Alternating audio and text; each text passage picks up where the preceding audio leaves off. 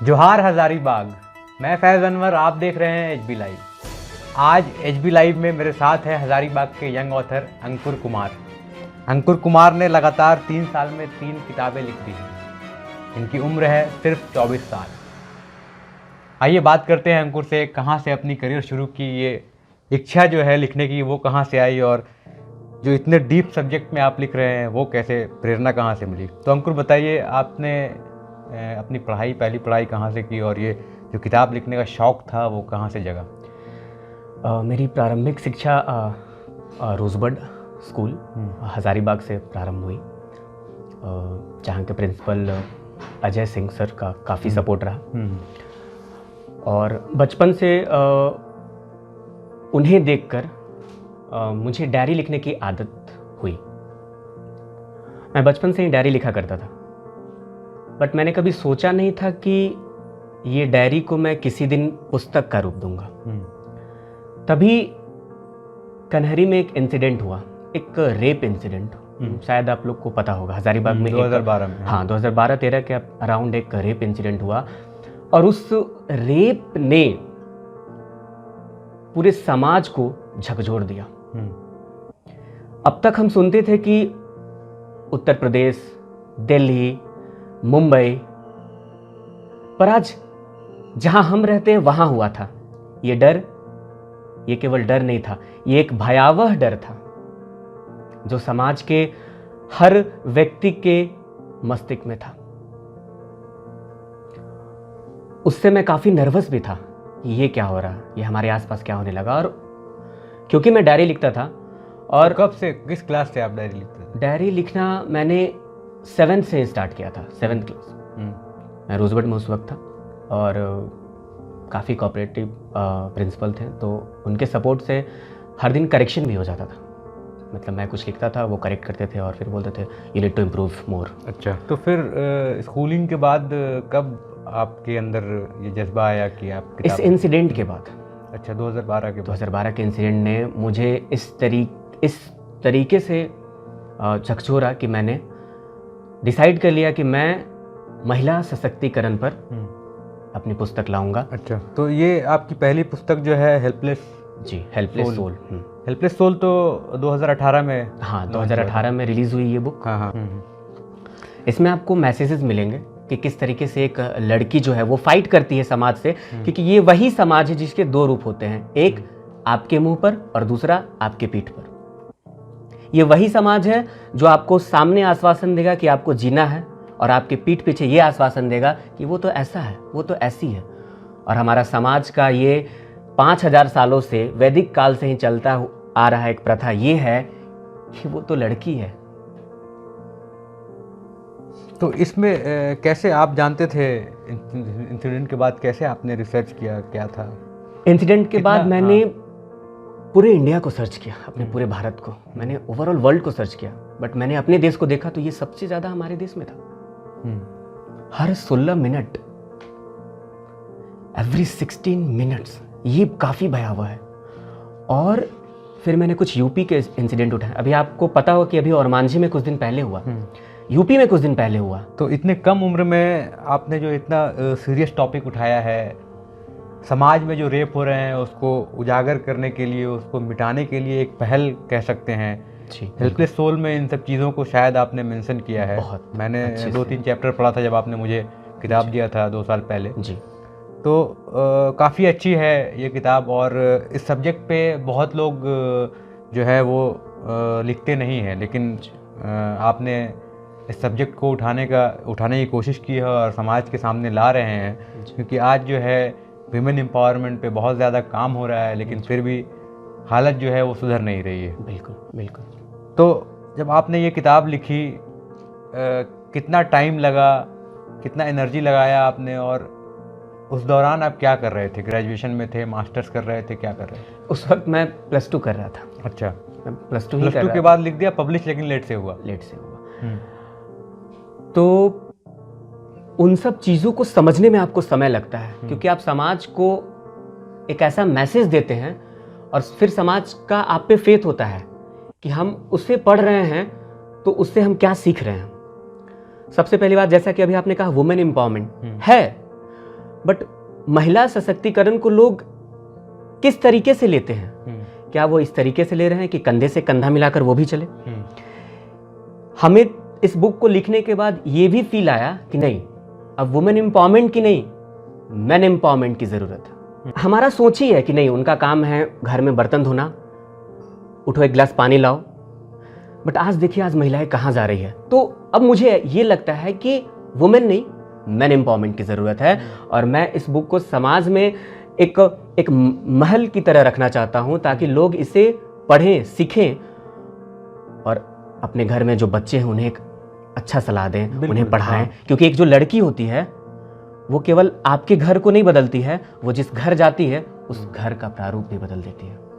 हाँ, जैसे आप झारखंड के गांव में अगर जाएंगे आप, तो वहाँ महिलाएं ज़्यादा सशक्त हैं। वो मर्द के साथ कंधे से कंधा मिलाकर काम करती हैं, खेतों में भी काम करती हैं जी, घर के सारे काम करते हुए खेत में फार्मिंग भी करती हैं, अपने हस्बैंड का हाथ भी बटाती हैं, और पानी लाना, कुएं से पानी लाना से लेके वो लड़कियां रोड पे भी जाती हैं, काम करती हैं। उनको कोई किसी का टेंशन नहीं होता है जी। उन्हें ना किसी का शर्म होता है बाहर निकलने में। तो ये गांव में ज़्यादा है। झारखंड के गांव में आप निकलेंगे तो वो दिख जाएगा। शहरों में ऐसा स्टीरियोटाइपिंग है। और काम, जैसे महिलाएं जो काम कर रही हैं, घर में जो काम कर रही हैं, तो मैं तो मानता हूँ कि वो सबसे बड़ा काम है जी। बिल्कुल, अगर वो काम नहीं करेंगी, वो बेकार काम नहीं है जी। दुनिया में सबसे बड़ा काम वही है, घर का खाना बनाना से लेके सारा कुछ तैयार कर देना। बट और साथ में वर्किंग वुमेन भी तो है। ऐसा नहीं है कि जो वर्किंग वुमेन है सिर्फ वही है। ओनली 4% पूरे वर्ल्ड में अगर आप निकालें तो केवल 4% महिलाएं ही हैं। 4% महिलाएं जो हैं वो वर्किंग वुमेन है, ऑफिस जा रही हैं। दैट डजंट मीन कि वो एम्पावर्ड है। जो महिलाएं घर का काम भी अगर कर रही हैं तो वो सबसे बड़ा काम कर रही हैं। सोचिए, अगर बच्चे को स्कूल नहीं भेजें तो फिर कैसे वो बच्चा स्कूल जाके बड़ा होगा, पढ़ेगा, सही तरीके से सब कुछ कर पाएगा। तो ये भी एक है। और हमारी सोच में एक समाज की विडंबना ये है कि लोग सोचते हैं कि महिलाएं अगर घर पे काम कर रही हैं तो वो कुछ काम नहीं है, बेकार का। बिल्कुल अभी भी है ये कंजर्वेटिव थॉट्स है। ये चीज़ है। और ये ऐसा थॉट है जो हमें नहीं बढ़ने दे रहा। तो खैर, पहला बुक तो आपने जो लिखा वो मोटिवेट होके लिखा किसी स्टोरी से जी। फिर दूसरी बुक जो आपकी आई वो स्टेलर कॉन्स्पिरेसी जी। ये एक बेस्ट सेलर भी शायद बना जी। हाँ, ये मुझे पता नहीं था कि ये बेस्ट सेलिंग हो चुकी है। बट मैं देखा ये दूसरे पब्लिकेशन से, फिर भी इन्हें पता चला कि ये बेस्ट सेलिंग बुक है, तो उन्होंने ये सब टाइटल दिया। मुझे पता भी नहीं था। तो ये स्टेलर कॉन्स्पिरेसी क्या है, किस चीज़ के बारे में? स्टेलर कॉन्स्पिरेसी बेसिकली धर्म के बारे में है। अच्छा। धर्म एक ऐसा जटिल विषय है जिसकी बातें सब करेंगे, मगर धर्म का पालन कोई नहीं करना चाहता है। ये 90s में भागलपुर में एक हिंदू मुस्लिम राइट हुआ था, उससे ये प्रेरित है। अच्छा। मैंने उसके बारे में काफी सर्च किया। है ये फिक्शनल। एज अ बर्टिंग राइटर मैं नहीं चाहता हूं कि मैं कुछ ऐसा लिखूं जिससे मैं भी कंट्रोवर्सी में आ जाऊं, बट फिर भी मैं नहीं आते हुए भी समाज को कुछ मैसेज देना चाहता हूं कि इंसानियत से बड़ा धर्म कोई नहीं है। बिल्कुल। ये हिंदू, मुस्लिम, सिख, ईसाई ये सब एक ही हैं। और इस बुक में मैंने उसी धर्म को बहुत विस्तार पूर्वक अच्छे से, राम एक है, अल्लाह भी एक है, सब एक है, सबका एक प्रारूप दिया मैंने। और ये बुक मैं लाया ताकि लोगों में ये जा सके, और काफ़ी अच्छे रिस्पांस भी मिले मुझे। जबकि मैंने प्रमोशन में काफ़ी कम ध्यान दिया, क्योंकि हेल्पलेस सोल से मुझे काफ़ी अच्छे फीडबैक्स आए, फॉरेन से भी फीडबैक आए। इवन मलेशिया से मुझे 60% रॉयल्टीज़ आ रहे हैं, सिंगापुर से 20% आ रहे हैं। आप इंडियन स्टेट की बात करें तो महाराष्ट्र, केरल, उसके बाद वेस्ट बंगाल, उसके बाद चेन्नई, ये सब ऐसे स्टेट्स हैं या जो मेट्रो सिटीज़ हैं, यहाँ सबसे ज़्यादा डिमांड है इस बुक की। तो ये बुक तो आपने लिखा 2018-19 में, पब्लिश भी हुआ, बीच में तीन साल में लगातार 3 बुक पब्लिश हुआ आपका।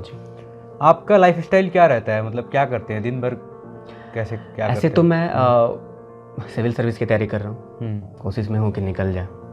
आपने कुछ MA कहाँ से किया? हाँ, मैंने मास्टर्स अपना पटना यूनिवर्सिटी से किया है। अच्छा, किस सब्जेक्ट में किया? English honours. अच्छा। हाँ, मैंने डबल ग्रेजुएट भी किया। उसके बाद मैं सोच रहा हूँ कि मैं पार्ट टाइम ऐसे ही, अभी टाइम है तो तैयारी करते वक्त B.Ed भी कर लूँ। तो ये राइटिंग कैसा प्रोफेशन है? देखिए, राइटिंग ऐसा प्रोफेशन है कि मुझे US से ऑफर आए, मेरे पास मेल भी है। तो यूनिवर्सिटी ऑफ टेनेसी करके वेनिस में एक जगह है, वहाँ से मुझे ऑफ़र आए। और जैसे हमारे यहाँ फ्रीलांसर्स होते हैं, हाँ। वहाँ कॉपी राइटर्स होते हैं। अच्छा। आपको बहुत अच्छे पे करेंगे। आप एक पैराग्राफ भी लिखो तो वो आपको काफ़ी अच्छे पे करेंगे। मतलब एक पैराग्राफ आपका इंडियन करेंसी में मंथली सैलरी होगा आपका। बट क्योंकि मैं सिविल सर्विस की तैयारी करना चाहता हूँ, मैं चाहता हूँ कि मैं अपने देश में रह के अपने समाज की सेवा करूँ। तरीका जरिया जो भी हो, राइटिंग के थ्रू या वीडियोस के थ्रू या समाज सिविल सर्विस में आकर, तो मैंने अभी डिसाइड नहीं किया है, क्योंकि मैं चाहता हूँ कि 2 साल कम से कम और अपनी पढ़ाई कंटिन्यू रखूँ, सिविल सर्विस करूँ। तो ये, और उसके बाद तीसरी बुक आपकी जो है जी 2020 में शायद जी ये लॉन्च हुआ है, अननोन। अभी लॉन्च हुई नहीं है। हाँ। ये पब्लिश्ड हुई है। हाँ। और लॉन्चिंग की बात चल रही है। मैं नाम अभी बताऊंगा नहीं, लेकिन पौंडीचेरी में ये लॉन्च होने वाली है। अच्छा। मार्च या अप्रैल में ये लॉन्च हो ये किस सब्जेक्ट पे बेस्ड है? ये अंधविश्वास, अच्छा। ये सोसाइटी का, हमारे समाज का सबसे बड़ा कीड़ा है। तो फिर आप ऐसे ऐसे टॉपिक उठा रहे हैं जो बहुत कंट्रोवर्शियल है। वुमेन एम्पावरमेंट तो कंट्रोवर्शियल नहीं है, लेकिन उसके बाद धर्म, उसके बाद अंधविश्वास, जी बिल्कुल, इस तरह की चीज़ें मैंने भी देखा है। जब झारखंड में डायन प्रथा करके, बिल्कुल बिल्कुल, डायन प्रथा में क्या है कि लोग एक औरत को हाँ। बोल देते हैं कि इसके अंदर भूत घुस गया है या फिर डायन है, जी और उसको मार देते हैं। बिल्कुल। हाँ, और ऐसी इंसिडेंट गुमला, सिमडेगा, झारखंड के आदिवासी जो गांव हैं, वहाँ पे किसी का अगर बदला लेना होता है तो महिलाओं के साथ ऐसा होता है। हर 2 दिन में एक इंसिडेंट मिल जाएगा। और इस पे केस भी बहुत चल रहा है, और बहुत सारे इंसिडेंट हैं जिसमें ऐसा प्रूफ कभी नहीं हुआ है कि महिला के अंदर भूत है जी या फिर डायन है उसके अंदर। कहीं ना कहीं वो घरेलू हिंसा को लेके उसको मार दिया गया है, या फिर कुछ ना कुछ कारण है जिसकी वजह से उसको मार दिया गया, और बता दिया गया, समाज उसे बता देती है कि ये इसको डायन पकड़ लिया है, फिर भूत पकड़ लिया है। बस। तो आपने कैसे अंधविश्वास को कैसे इसमें दर्शाया? क्या क्या मूल है इस बुक में? देखिए, मतलब मेन चीज क्या है कि एक परिवार है जो जिसमें 2 बच्चियां हैं, दोनों जुड़वा हैं। एक बच्ची भगवान को मानती है और एक बच्ची शैतान को मानती है। ऐसे हम सब जानते हैं कि जीत हमेशा सत्य की होती है, लेकिन यहाँ कुछ और हुआ। यहाँ कुछ और हो जाता है। क्यों? क्योंकि आप जीते तभी हैं जब आप जिंदा रहते हैं। बलि दे दिया गया, मार दिया गया। किन सब बातों पे? अंधविश्वास जैसे छोटे सोच पर। मैं काफ़ी स्टोरी को नहीं बताऊंगा क्योंकि अभी ये लॉन्च हुई नहीं है, बट इससे आपको ये मैसेज मिलेगा आने वाले कल में कि जो हमारे अंदर अंधविश्वास का कीड़ा है, आज के इस 21st सेंचुरी में, उससे आप बाहर निकलिए। क्योंकि आज आपको पूरी दुनिया इस नजरिए से देखती है कि आप डेवलप्ड हैं, आप कुछ अच्छा कर रहे हैं, आप पूरे विश्व को कुछ दे रहे हैं। बट अगर हमारे अंदर यही सोच रह गया तो हम विश्व को क्या, खुद को ही कुछ नहीं दे पाएंगे। अच्छा, तो ये सब चीज़ें हैं आपकी बुक में। कितना में ये आ रहा है ये बुक? अमेजन में है? अमेजन में, अमेजन पे ये अवेलेबल है। फ्लिपकार्ट पे है कि नहीं? फ्लिपकार्ट पे भी अवेलेबल है, अमेजन पे, सब पे है। हाँ, तो बहुत ये अच्छा रिकॉग्निशन मिला है। 159 रुपए की किताब है, अननोन शैडो। हजारीबाग के ये ऑथर हैं अंकुर। आप इन्हें परचेज कर सकते हैं, ऑनलाइन ऑर्डर कर सकते हैं। और ये बुक कितने की है? 160 रुपये की। पहली बुक इनकी जो है हेल्पलेस सोल, वो 160 रुपये की है।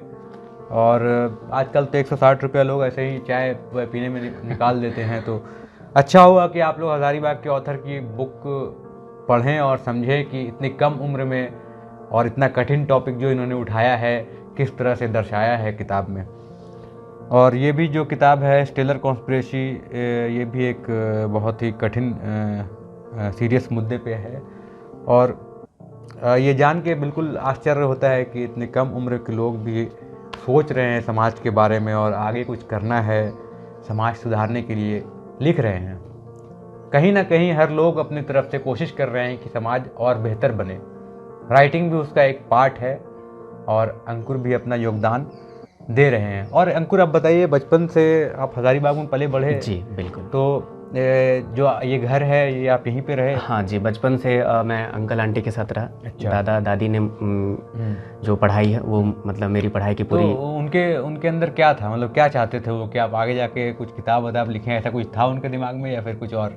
नहीं, ऐसा आप नहीं कह सकते क्योंकि हम लोग अब कह सकते हैं प्रिमिटिव। हाँ, क्योंकि हमारा समाज जो है वो ऐसा है नहीं। हमारे जैसे हजारीबाग या फिर झारखंड के लोग अगर बात करेंगे तो करियर गोल जो है ऐसा किसी का नहीं होता है कि हमें लेखक बनना है, इंजीनियरिंग करना है, मेडिकल करना है। अगर हर घर में आपको एक इंजीनियर मिल जाए। अगर कोई लड़का बोलता है कि मैं लेखक बनूंगा तो उसे समाज ऐसे नज़र से देखती है, लगता है कौन सा गुनाह कर रहा है, कौन सा गुनाह कर रहा है। तो ये मेंटालिटी है लोगों की उन्हें दिमाग में यही चलता है कि एक कुर्ता पहन के एक झोला लेके लटकेगा वो लेखक होता है।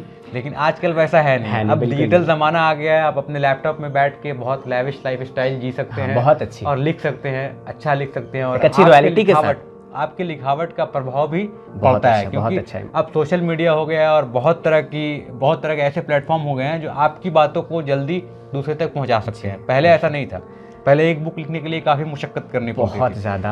आज भी आप पब्लिकेशन को हैंडल नहीं कर पाएंगे। फिर भी आज लिखना आसान हो गया है ना, कंप्यूटर में टाइप कर लेते हैं। पहले लिखना पड़ता था, लिख के भेजना पड़ता था, कुछ करेक्शन हुआ तो वापस आया, फिर से आपने हैंड रिटन किया। आजकल क्या है कि कंप्यूटर में एक बार एरर हुआ वो तुरंत सुधर जाता है, एडिट करना इजी होता है। तो ये सब चीज़ें हैं जो एडवांस हो गई हैं, पहले जैसा नहीं रहा। राइटिंग आजकल एक प्रोफेशन बनता जा रहा है और बहुत लोग लिख रहे हैं। मैंने भी हजारीबाग से कई यंग ऑथर को कवर किया है जो कम उम्र में 18 साल 19 साल की उम्र में कवर कर रहे हैं, स्टोरी लिख रहे हैं और अच्छी कहानियाँ लिख रहे हैं। यहाँ से बहुत सारे ऑथर हैं, मिहिर वस्त हो गया, फातिमा जोहरा हो गया, वो इस्मा जफर है, और आप अपने काजल ऐकत जो है वो भी बेस्ट सेलर। हम सब सोशल मीडिया में एक दूसरे से कनेक्टेड बाकी हाँ बहुत लोग कनेक्टेड हैं। अभी नई एक लड़की है करके, एक और नई लड़की है जिसने अभी अपना प्रतीक्षा। तो युवा हजारीबाग के अब राइटिंग को एज अ प्रोफेशन बना रहे हैं और लिखने में इंटरेस्टेड हो रहे हैं। शायद सोशल मीडिया भी एक इसे आप एक राइटिंग के नजरिए से ही ना देखें, ये बहुत बड़ा ऑफर हो सकता है। लाइक कॉपीराइट, कॉपीराइट सबसे ज्यादा पे करते हैं।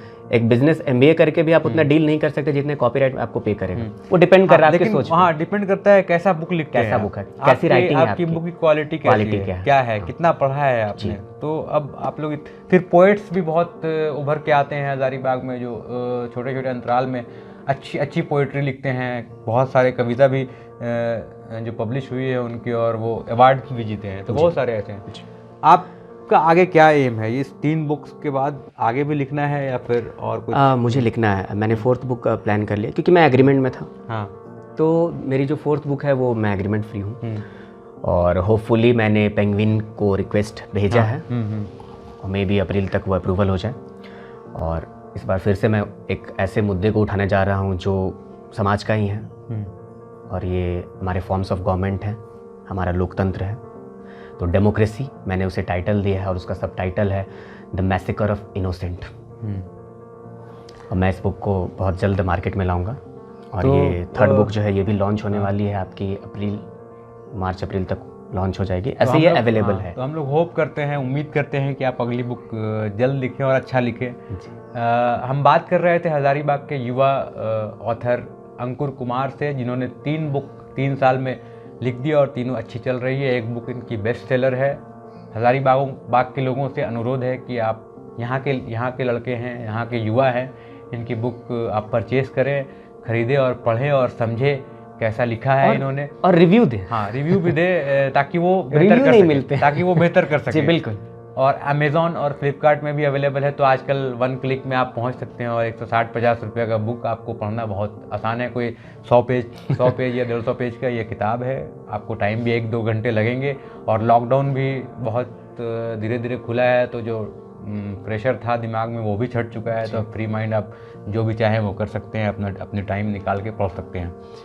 तो यही है अंकुश, जाते जाते कोई मैसेज आपको देना चाहते हैं आज के युवाओं को या फिर हजारीबाग के लोगों को, और अगर तो आप दे सकते हैं। जी हाँ बिल्कुल। अक्सर हम घमंड के शिकार होते हैं। घमंड हमारे अंदर है, हम कुछ करें ना करें हमारे अंदर घमंड है, ईगो है। किस बात का है? No one knows. आपने जैसे 3 बुक लिख दिया आपके अंदर, तो आगे बिल्कुल नहीं, बहुत बड़े ऑथर हो गए। बिल्कुल नहीं, घमंड ही नहीं है। मुझे आज भी अच्छा लगा कि मुझे प्रणाम करना ही अच्छा लगता है, झुकिए प्रेम मिलेगा। बट ये घमंड है, और घमंड नहीं होना चाहिए, क्योंकि नदियों को भी पता है कि आगे चलकर समुद्र में मिलना है। वो घमंड ही नहीं है। बट ये हमारे यूथ को पता नहीं क्या हो गया है। या तो ये गेम खेलेंगे ओवरऑल, या फिर TikTok, snaps, I don't know ये क्या है। बट वो कुछ ऐसा नहीं करना चाह रहे हैं जिससे उनका भला हो। वो सोचते हैं कि मैं तो समाज का नहीं, पहले तुम खुद का भला करो, फिर समाज का करना, फिर देश का करना। ये घमंड का हटना बहुत ज़रूरी है आगे बढ़ने के लिए। ये मेरा मैसेज है आज के युवाओं से। तो बहुत बहुत धन्यवाद इस सीरीज़ पोइट और ऑथर्स की जो सीरीज़ है HB लाइव में चल रहा है, आगे भी हम लोग कई ऑथर से, युवा ऑथर से मिलेंगे और बात करेंगे और सबकी राय जानेंगे समाज के प्रति और उन्होंने किस तरह की बुक लिखी है। जैसे हमने बताया, अंकुर ने 3 अलग अलग टॉपिक्स को पकड़ा है। विमेन एम्पावरमेंट पे इन्होंने किताब लिखी है, धर्म पे किताब लिखी है और अंधविश्वास पे किताब लिखी है। तो इसी तरह के और भी युवा ऑथर है हज़ारीबाग में। अगले एपिसोड में हम उनसे भी बात करेंगे और जानेंगे उनकी क्या राय है, कब उन्होंने स्टार्ट किया। एक पॉइंट होता है, जैसे इन्होंने बताया कि डायरी लिखते लिखते इनका मन हुआ कि किताब लिख दूँ, और एक इंसिडेंट हुआ 2012 में रेप इंसिडेंट हुआ, उससे ये प्रेरित हुए और किताब लिख दिया। और ये मेरा प्रोफेशन भी नहीं है, और ये प्रोफेशन भी नहीं है, जस्ट हॉबी। इनका एम है कि ये IAS बने और सिविल सर्विसेज की तैयारी भी कर रहे हैं। उम्मीद है कि ये जल्दी IAS भी बने और अच्छी अच्छी किताबें लिखें। बहुत बहुत धन्यवाद। मैं फैज़ अनवर HB लाइव से।